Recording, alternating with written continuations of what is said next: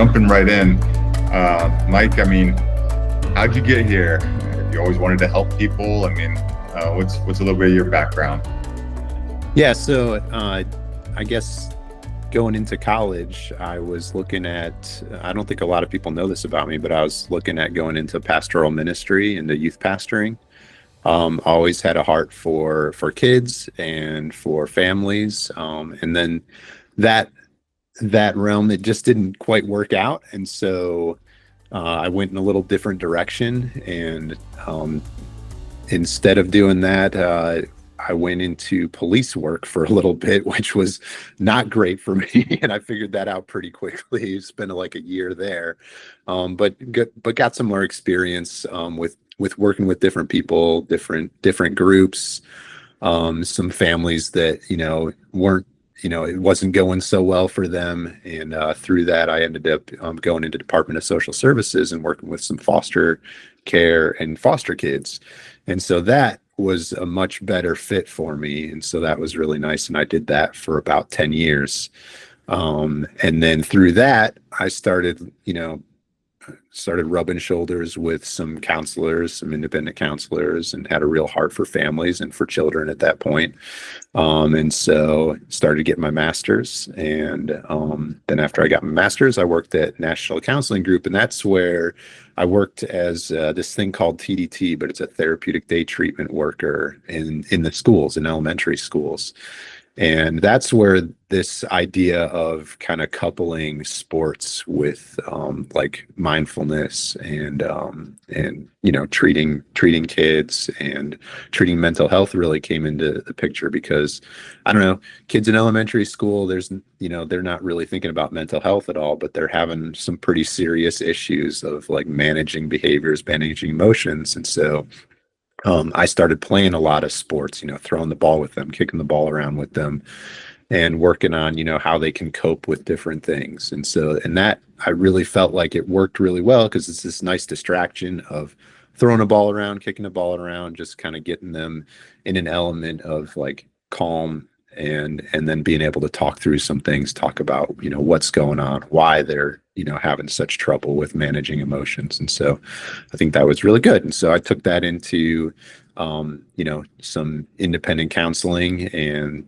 counseling children, counseling families on how to deal with their children, all that stuff. And so I've been doing that for like the past 6 years since I got my license in 2019.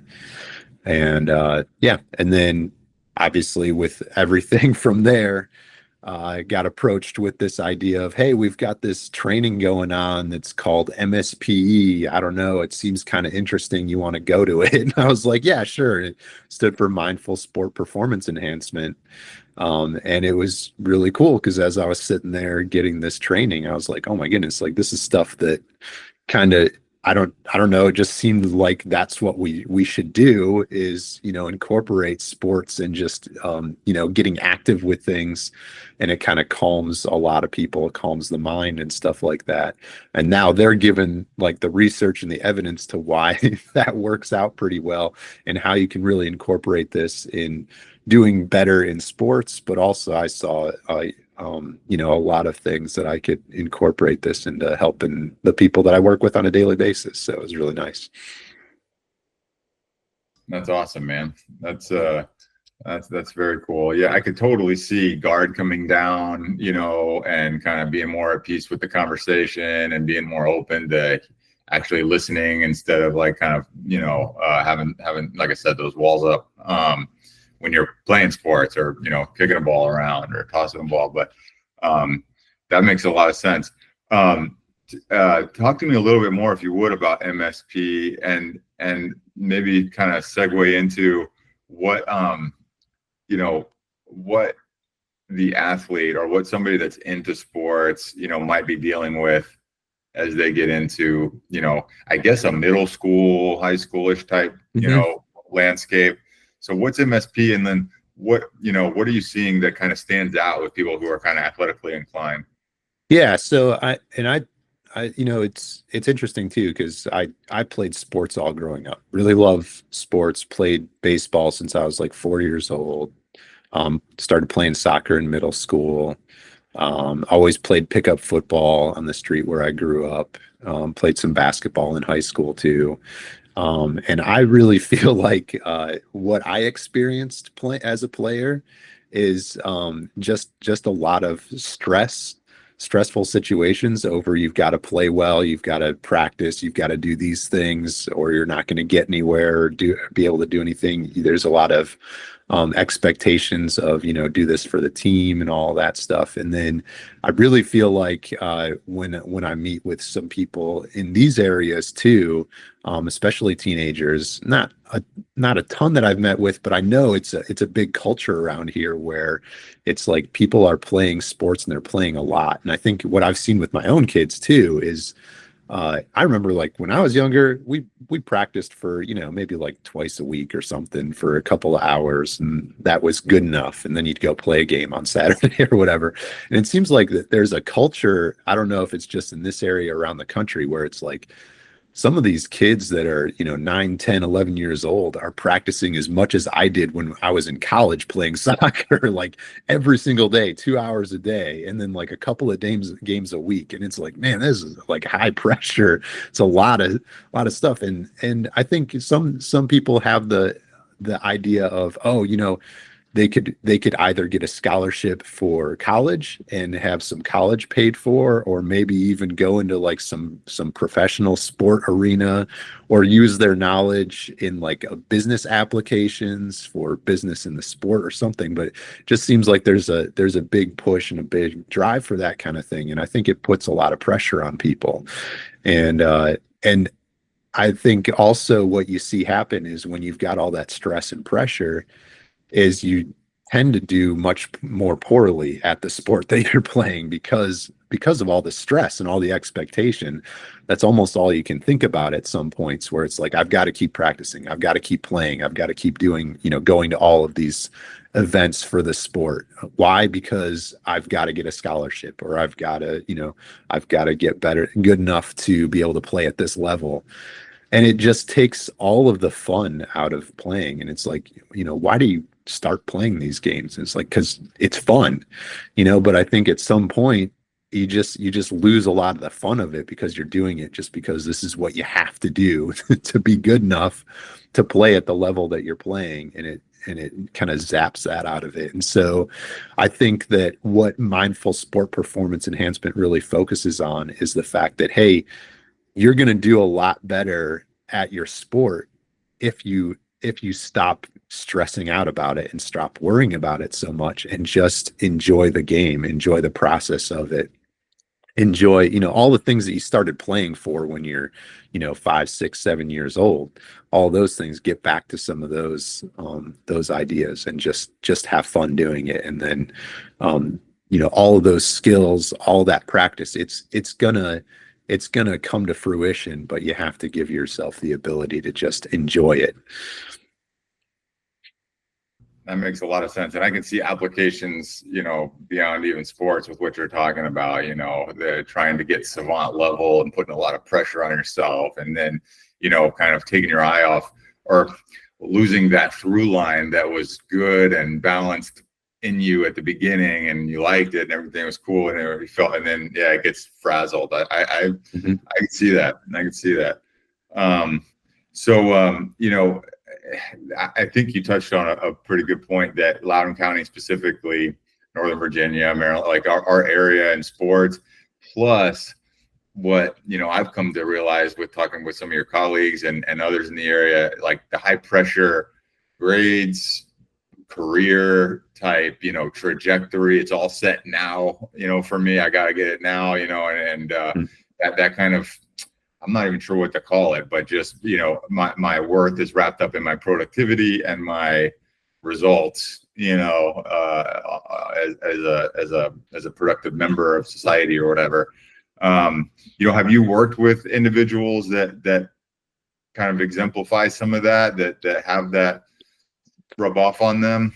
Yeah. I mean, it's pretty constant, because it's either you feel like you're not doing enough, and it's a really interesting thing, because there's so many people that you meet with are when you meet them, you're like, oh, this is going to be a really successful person, but they never really feel that successful. And I think what it comes down to is it's always that, that pressure from the adults, the guardians, the parents in their lives that are all good intentioned, but they're always like, oh, if you just do this, if you do this one more thing, if you focus on this one more thing, then you'll be able to be successful.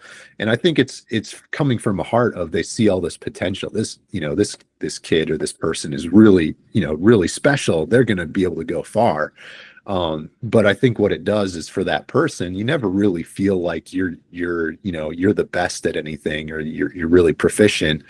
And so when people are telling you, you have to do this and you have to do this one more thing, you just feel like, oh, I'm failing. I'm not doing enough.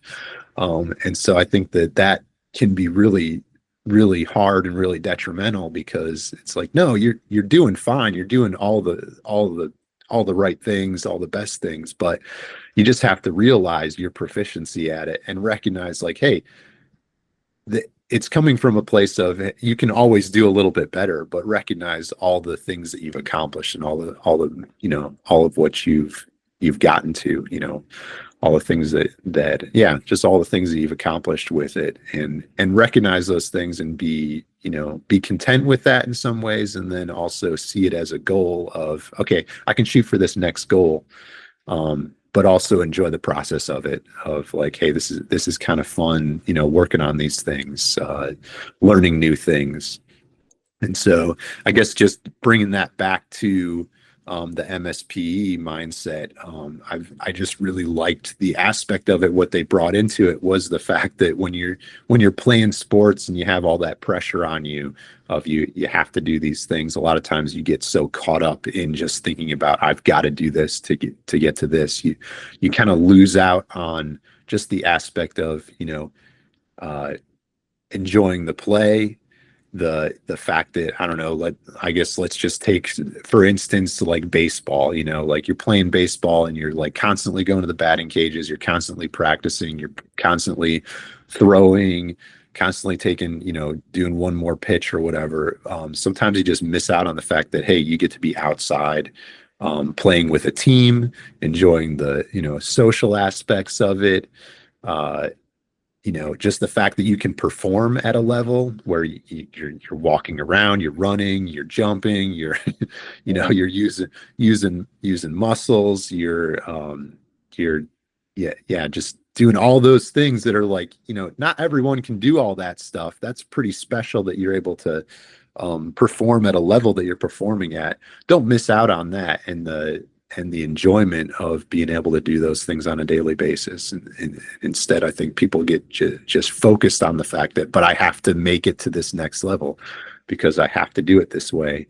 And so I think that's where it is incorporating some mindfulness of just being able to be more aware present in the moment that you're in, and enjoy that presence of mind, and that, hey, I get to, take a deep breath, smell the outside air, smell the smells around me, and enjoy this process of it. And so I think that brings in a whole aspect too. When you're able to do that, then you're able to enjoy the moment, enjoy the sport. And then you're just in this aspect too, where they bring like flow into it, where you're just kind of, in a moment of flow and just playing. And when you really think about what flow is, it really is just kind of almost like a mindless state where you're just enjoying playing the sport, playing the game, or doing whatever you're doing. And you're just doing all the things you need to do, but you're not even really thinking that much about it, because and I really feel like that's where mindfulness of keeping yourself focused on the present moment can kind of bring you to that. And it's a nice, beautiful picture of that. So that's where I think people are always trying to get to, but they don't know how to do it.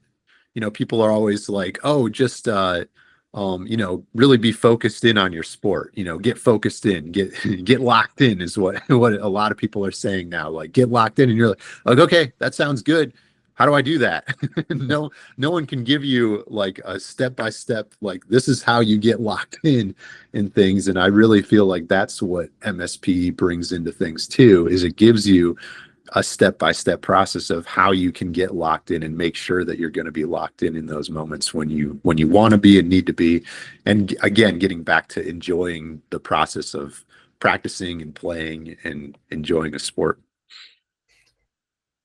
Well said, man. Well said. Yeah. And again, I see applications across life, with that. And I think sports is always kind of this microcosm of life, it seems like. And so like it does make sense that could extrapolate further.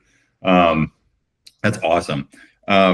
What are you seeing, kids, families struggle with right now in folks that you are talking to, obviously staying confidential about any kind of stories, but what are some of the trends you're seeing in Loudoun County? Some of the patients you're seeing? Yeah, most of what I see is people feeling like their kids can't manage emotions, can't manage behaviors because of that. Big outbursts of like anger, frustration, and just kind of like tantrum behavior in kids that are I think also seeing it in kids that are like too old to be tantruming kind of thing, where it's like you expect that from like a 2 or 3 year old, but now your kids are getting into like 8 or 9 years old and still having these behaviors that are like kind of wild, like really embarrassing behaviors out in public, and you're like, what is going on? Like, why is this still a struggle? That's what I think you kind of hear from people, and that's where I think also a lot of this stuff can come into play, because number one, I think a lot of that comes about because kids in general these days are just not active in things. They're doing a lot of sitting around. They're doing a lot of things on screens and things like that, and they're not using their minds and their muscles together in a lot of situations. They're using their minds a lot, and that's great. And they're pretty good at critical thinking in like video game atmosphere kind of stuff. But when it comes to like doing real life and doing things in like a classroom setting or work setting, that critical thinking isn't there because they haven't had to deal with it as much. And so I think that's where some of this can bring that back into play too, of learning some mindfulness techniques that allows you just be present in moments, allows you to recognize, hey, this is a moment in life where it can be frustrating, but there's also some things that are good about it and nice about it and fun about it. And so kind of locking in those moments and focusing on the positives of the situation. I think that can do a lot for some of those situations where people are finding it difficult to manage emotions. That makes sense. As we talk about kind of what I think is super common, which is a life of sports and academics, and it's not type A per se, but just achieving in this Loudoun County kind of vibe. I guess what advice would you give to just off the cuff to a family that's seeing that in their kid, that's a kind of a driven personality that not that being ambitious is wrong, but the things we talked about, and what advice would you give? Maybe some practical stuff. I mean, you mentioned screens, and it's obviously that's like 80% of the conversation around kid behavior, these days is screens bad? Are we actually giving them skills for life because they're on screens, or are they just obviously, checking out of some of the cognizant stuff that they're supposed to be familiarizing themselves with in the world? Where's that balance there? Like what are some just, off the cuff, sorry to put you on the spot, but for families dealing with it in Loudoun County, because it's high stakes feeling a lot. Mm-hmm. Yeah, I think the best things you can do for the type of situation where someone is just, they're driven, but they're high anxiety, stressing themselves out over, I need to do this. I need to do this now. I can't miss it. All that stuff there, where it's like, if I step out of line one iota, it's going to be disaster. I think it really is coming down and recognizing like, hey, number one, the things recognizing the things that you're doing, bringing it back to some positive mindset of, hey, look at all the things you're accomplishing, all the things, where you were, at the start of the year, where you are now. Recognize the accomplishments that you've made, recognize that there's a whole lifetime ahead. I would say even if, because I feel like people get into their 20s and 30s and feel like, well, I haven't found my dream job, so I'm a failure now. And it's like, and most people don't find their dream job in their 20s or 30s. Recognize where you're at in life and recognize, hey, there's plenty of time to do all that stuff. Enjoy the process of it. Quit getting yourself so stressed out over, I've got to do this by this time, or life is a failure. And instead recognize, no, if I'm better off today than I was yesterday, then I've made some progress. And then, what's the next small progress I can make, and enjoy the fact that, you get to be doing what you're doing. And so just bring some positivity back into it. So I think that's a big one for, kids and parents, especially parents, acknowledge the accomplishments your kids are making. Because I think it's real easy to get set on, okay, do this next. Okay, do this next. Okay, do this next. And I think a lot of kids feel like it's never enough. I'm never doing enough. And I don't think that's what parents are saying. I think what they're saying is, hey, you're so great. You're miles ahead of where I was when I was your age. So you're going to be able to accomplish so much more. Just do these things and you'll be able to accomplish it. But I think you miss out on saying, hey, you're miles ahead of where I was at. You're doing great. And so just incorporate that into it. Hey, you're doing a really great job. These are all the things you're doing great. Now let's take it to the next level. That's huge. Bringing it into sports specifically, personally, we've just embarked on that chapter of life where now our weekends and nights have a lot of sports in them, soccer and volleyball. And, wondering, I'm starting to sense the value in it, even though it was kind of a burden schedule wise, but I can see that there's value in that activity, because my kids like video games also, and they're proficient at that, but I'm noticing, a positive change. And so I guess what I'm asking is the balance, right? Would you recommend, strict 0 screens, versus being outside all the time, or like, what's the mix of how, to get them into sports, how young, and how much pressure to put on that schedule, and like, what's the balance of like the pie chart of what my kids should be doing with their time, does that make sense? Absolutely. Yeah. And I think it is a little bit of an independent, level kind of decision. Everybody's a little bit different. So there's certainly some people that can handle more time on screens than others. I've sometimes described it to me, it's almost like an allergy, where, some people have peanut allergies and so they can't be around peanuts at all. Some people, peanuts are fine, but anyone, if you eat too many peanuts, you're going to have problems. So even if you're fine with peanuts, you can't have too many. So it's just recognizing, hey, everybody's a little bit different, and some people have allergies to it and respond really badly. And so, start to recognize those things. Okay, which of my kids have quote unquote an allergy to screens and to being on electronics, so we need to limit them more, versus someone who they can handle a little bit, but there still needs to be a balance to it.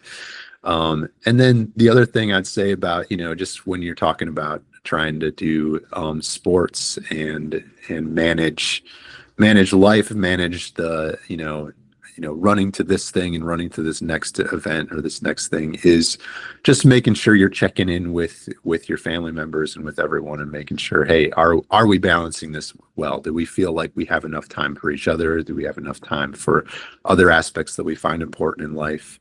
Making sure that we're, making family, making our relationships, top priorities in that, faith, if you're faith-based, making that, making sure you're keeping those as you see them as a family, the priorities list, making sure that you're keeping those in line. And then I'd say also when you're doing sports with kids and you're kind of walking that line of, do we, it seems like, I don't know, it doesn't always seem like they really enjoy it, or like we're having to drag them to things. Do we keep dragging them to things? I think it's good to recognize, hey, if we commit to a season, then we're going to commit to that season. And so, kind of forcing them, hey, if you're going to decide to do a baseball season, then we're going to do the whole baseball season. We're not going to let your team down. Keep those kind of morals and aspects in line, that are good things to teach everyone to be committed to something. But then also recognize, hey, at the end of the season, if you're like, yeah, okay, we made it through, but that was not that fun, I want to try something else or do something else, be willing to be like, all right, let's try something else. And like I said, everyone's a little different. I think, for our family, we usually do something where it's like, hey, you have to be involved in something. You can't just, sit in your room and and do nothing with your life. So pick something, whether that's woodworking, whether that's sports, whether that's, being a part of a reading group, whether that's being involved in your church or something like that. But you have to pick something to do that's, outside of your room, outside of yourself, and then balance that with the other time that you're doing things. So again, that can be different for everybody. That's kind of how we do it, but talk it over with your family. Yeah, it makes a ton of sense. Yeah, that's and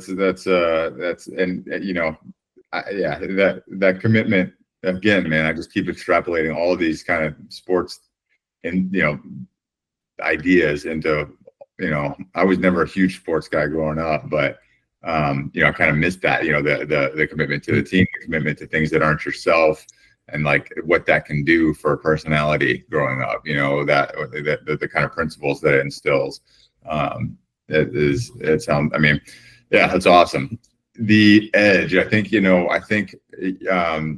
you've been developing a, kind of a program as it is, around sports psychology and kind of some of the stuff that you talked about that grounds people well in their ability to have fun and kick butt at what they're doing in sports. I think this edge program that you're working on, it sounds valuable for people on both sides, that someone like me that maybe not so sports inclined, but wants to get in there, how do I approach that? And then the other that's like, I am driven, I am that 2 hours a day person, and like my grades are suffering and my relationships are suffering. And I'm stressed out about my performance all the time. Sounds like both of those could be served pretty well by the edge program that you have. Talk to me a little bit about, so if I come in, let's just say I'm that second type, and I come in, I'm stressed out about my performance. I want to win. I want to get that scholarship. I want to get pro, things like that. I guess, what are you taking me through? What are we here to do? When it comes to like my self-care on my mindset and how to get into that flow and where are you taking me on that journey if I'm coming into your edge program? Yeah, it's really that aspect. I don't know if where did that come from? I don't know. There's a saying, it's in a movie somewhere, so it's kind of corny, but I feel like it speaks to it, where they say you have to unlearn what you have learned. And I think it's just the aspect of pulling away from the stress and anxiety of the sport, and being more aware of like what you're thinking, how your body is feeling, more intrinsic on how you're doing things, and what you're doing, how it's affecting your mind and your body, and how they work together. And I think through that's where you develop those practices that allow you to be mindful, enjoy the process, get back to a mindset of just making yourself better day by day. And when you can start to do that and pull out of that mindset of, I have to practice, I have to win, I have to do better in this sport, and you can just pull it back to, I'm going to do this because it's enjoyable and it makes me feel good, and I can enjoy social aspects of it. Getting back to that mindset of it, of, hey, this is really fun to just do life and enjoy life and be a part of life. I think that's where you'll see progress in it, and see some performance enhancement because of the fact that you're thinking right. And so I think when you're so focused on winning and things like that, it just it works against you. You think you're doing something good by thinking like, okay, how am I going to win this next game? But really, I think what you're doing is you're just putting a lot of stress and anxiety on yourself that makes it almost impossible to perform the way you want to perform, because you're all tight and rigid and and worried. And so just pulling out of that and getting to a place where you're calm and feeling confident and feeling at peace, that's where you start to get into that flow, get much more into that feeling of I feel good about what I'm doing here, whether I'm winning or losing, it doesn't even matter at that point. I'm feeling good with this process. Well, that's cool, man. I really appreciate the time. So you're there in Riverside, and what practically, I guess, what ages are you serving, and are you taking new patients? Yeah, I'm definitely taking new patients, and I work with almost all ages. So from 4 years old up to 65 years old. What I try and do is we do like either a family session every like 4 or 5 sessions, just to kind of check in, see what the family is noticing. And then it also gives a chance for that 8 or 9 year old. I can kind of prompt them into, hey, do you want to talk about some of that stuff that we've been, going over with your family at this time? So we'll do it that way, or we'll do like a 10-minute, before the session, just, hey, let's check in for 10 minutes and see what you're noticing, what's going on for the week. And then that'll give me some things to kind of talk over and do with their child when we're meeting alone. That sounds good. Yeah, I kind of wondered how that worked. Okay, that makes sense. Well, I guess any last words of advice for kids as they're heading into back to school there in the Northern Virginia area this summer?